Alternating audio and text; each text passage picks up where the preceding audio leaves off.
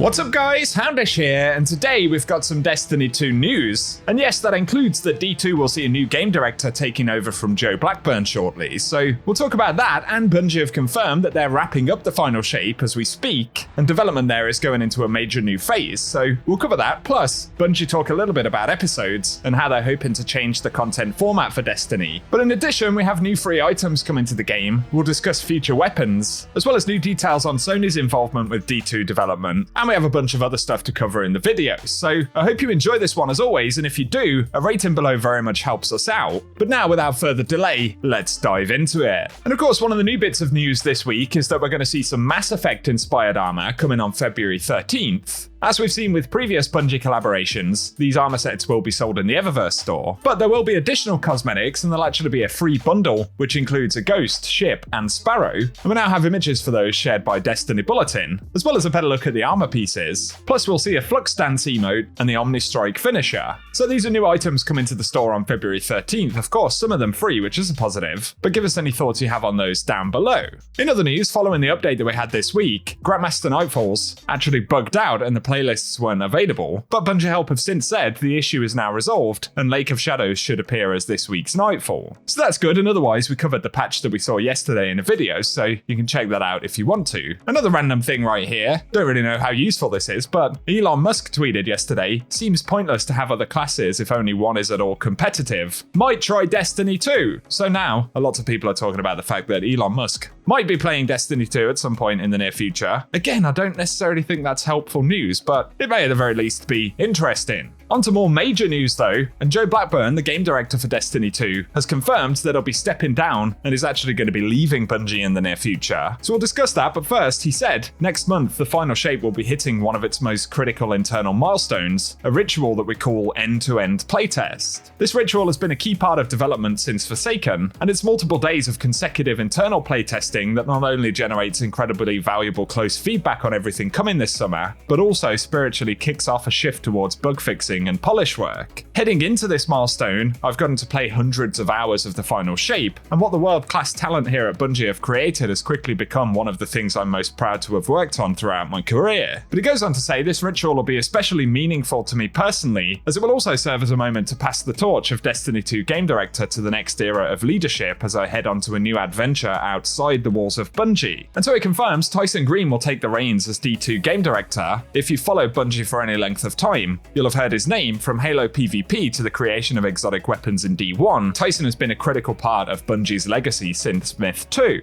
And we can see just some of the things that Tyson Green has been involved with right here. This was shared by Destiny Bulletin, but from all the way back in Marathon, but also the Myth games, and then up to Halo, Combat Evolved, Halo 2, 3, Reach, and then Destiny, including D2 and Witch Queen. Tyson Green's worked on a lot of stuff at Bungie. So in terms of someone who knows what to do, I'm sure Tyson Green is a pretty good pick. But of course, it sparked a conversation in the community, given that Joe Blackburn has also been incredibly influential in terms of Destiny development right from the beginning. Obviously, I'm sure there are personal reasons that Joe Blackburn is now deciding to move on, and of course is moving outside of Bungie entirely. And I believe a few years back, Joe Blackburn actually left Bungie for a different game dev, before returning and becoming game director for Destiny. So in terms of exactly what this means, obviously we could speculate a lot. It's certainly a shame to be losing Joe Blackburn, but at the same time, being a game director, especially at a time like this, is incredibly challenging. And as we've seen when Joe Blackburn's jumped in to do kind of video updates and things like that, it's almost visually obvious how much work is involved in actually being a game director and the sort of number of responsibilities that you take on in that role. So only time will tell what kind of impact this has, but other takeaways include that Final Shape is essentially wrapped up in terms of making new content, and Bungie are going full force into this sort of pre-launch phase for the game, where there's going to be a significant amount of testing involved and polishing that product for release. So in game development terms, we're on the doorstep of the Final Shape right now. And give us your thoughts about Joe Blackburn's departure in the comments section. As a community though, I think most of us can agree, Joe Blackburn's done an awful lot for Destiny, and we'll certainly be sad to see him go, but I would reiterate that Tyson Green has done a lot of awesome stuff for Destiny and Bungie as a whole, and I think in that respect we're going to be in good hands. But otherwise, what the long-term impact of this may be, we will simply have to wait and find out. Once again though, share your thoughts in the comments section down below. In other news for the week though, Bungie's most recent challenge, where Guardians had to get more than 7 million sword kills in order to unlock a new emblem has been completed, and so we can now get the new emblem, the Adventurous Spirit. This is something that's been in the game since the vanilla launch of Destiny 2, I believe, but hasn't been released until now, and so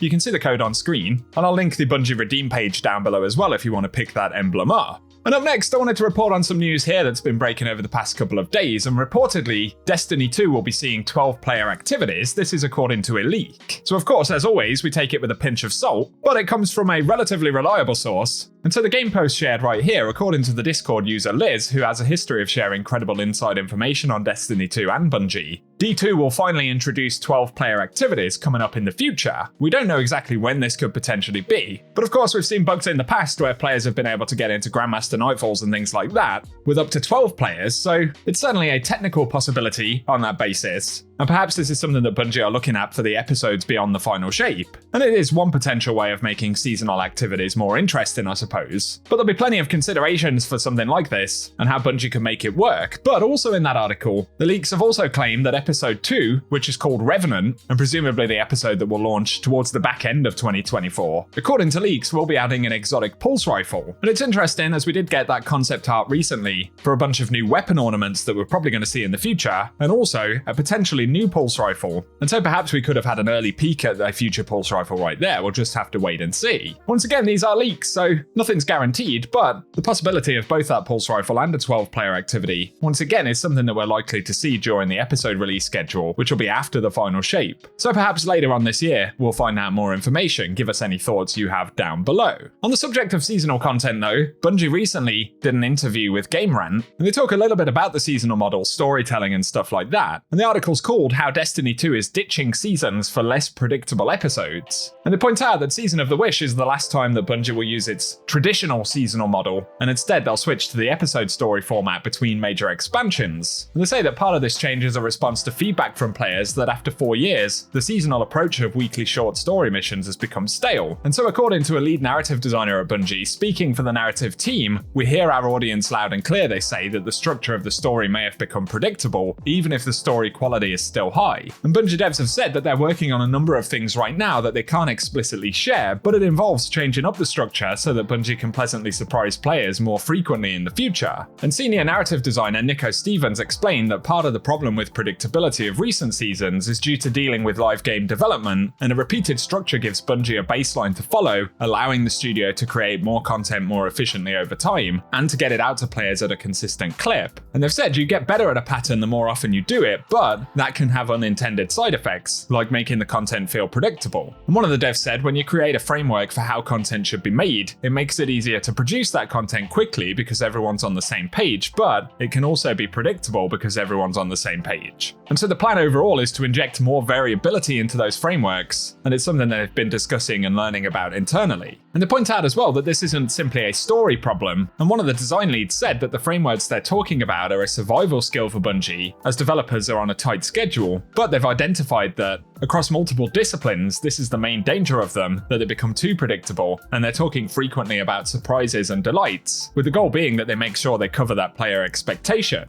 And so essentially, Bungie devs are recognizing some of the issues with seasonal storytelling and content in general. And it does make sense that, obviously, having this seasonal framework there, especially now that Bungie have got into the swing of seasons, has enabled them to continually put out more content. But the type of content, the way that it plays out, innovation in gameplay design, storytelling, rewards, and pretty much everything else suffers to an extent because there isn't really that wiggle room to experiment, right? So they are once again stating that the goal is to improve seasonal content, or episodes should we say, as we move down the road. Bungie have made similar sort of promises or suggestions in the past, especially, I believe it was around about the time of Season of Plunder. Bungie had said that in the Lightfall year, they were going to try and make some of the content a bit less predictable. But I think on the most part, players don't necessarily feel that that has come to fruition in the seasons in 2023 and 24. So as always, time will tell, and the proof will be in the pudding, so to speak. But give us any thoughts you have down below. There are also some more story insights inside of that interview, so I'll link it in the description box as well. But definitely share your thoughts and experiences and any things that you're hoping to see with the episodic cadence moving forward. Another thing related to content production though at Bungie, and Paul Tassi shared, he recently got confirmation that there are not Sony studios helping Bungie to develop Destiny 2 specifically. And this is following something that was reported recently, especially given that we'd seen artists who've been employed by Sony actually producing some content for Bungie. But Paul Tassi he said the employee numbers are still around 1,350 following the layoffs, and so there hasn't been a big hiring influx. And according to Bungie, no Sony workers are specifically dedicated to Destiny 2, but they did say we've always used partners and vendors to help supplement for asset creation, including PlayStation resources in this case. This isn't news and doesn't signal any change in staffing strategy or scope. And of course that's true, we know that various different studios have done bits and bobs on Destiny, or even major bits of content like we saw with the Activision studios a few years back, but for the moment, Bungie are saying that Sony aren't playing a significant role in the development of Destiny 2. It is also a sort of interesting confirmation that those images, those previews for weapons that we spoke about recently, are actually legit, as Bungie sort of indirectly referenced them. So something else interesting right there in terms of news, nothing major, but of course we'll see down the road what we get in Final Shape and the episodes beyond. For today though, that's what we have to talk about, guys. So as always, I hope this video has been interesting, and if it has, a rating below very much helps us out on the channel. Also share any thoughts or impressions you have on the Riven's wishes or any of the updates this week. And feel free as well to get subscribed if you do want to be kept up to date with more Destiny content. But otherwise, thank you for tuning in, and I hope you guys have an awesome day.